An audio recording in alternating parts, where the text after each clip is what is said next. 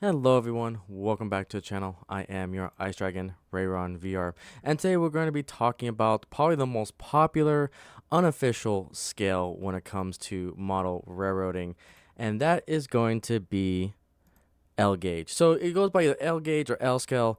Regardless, when it comes to Legos, it is becoming a trend. It is definitely growing within the community that model railroading and Legos is becoming one and the same.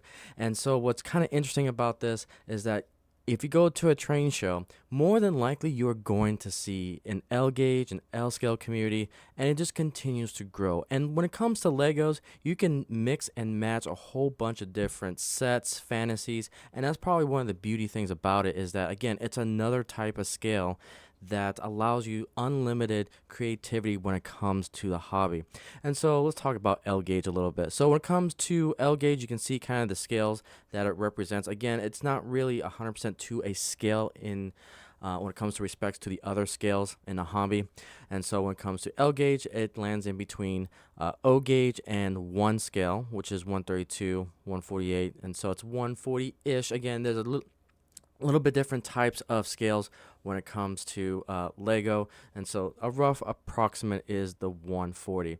So I want to kind of share my experiences with Lego. It's something that my wife is definitely getting into. She's the builder of the family, and so when we go to L scale, you wonder why it's so popular. Well, this is from the National Model Train Show in Grapevine, Texas, and they had two massive L gauge or L scale layouts. So and you can just see you can mix and match all sorts of different sets that are out there from Lego. And you can see here you got different types of track work that is incorporated with L gauge. And you got a little trolley here. You got the Spider-Man set here, looks like.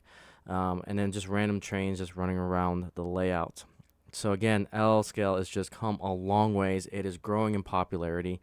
And that's why I kind of want to highlight because it's just one of those weird scales that, yeah, it's not official scale when it comes to the NMRA standards. And I'm not sure if it ever will be because, again, you got the NMRA, who's a nonprofit organization, and then you have Legos, which is, a profitable organization. And so legality wise, we may not see L gauge ever become a recognized scale from the NMRA. So it'll be interesting to see what happens in the future when it comes to L gauge.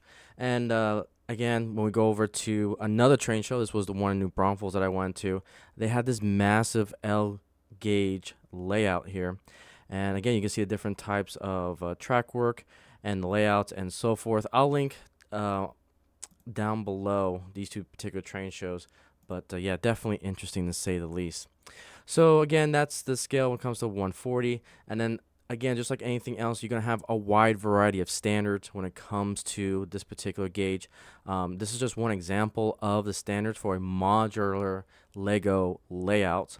And you can kind of see how things ramp up here, some crossovers, how it's supposed to be designed to connect to one another, different road types, buildings. Again, this community in the L scale has already thought about a whole bunch of different ways to standardizing everything so that way you can connect a massive Lego layout together. So it's quite fascinating how far Lego has come. And yeah, it's definitely here to stay. It's going to be part of the future, and that's why it's going to get its own video. Look at this, you got connection points and so forth. So yeah, it is awesome. Really awesome to see Lego kick off.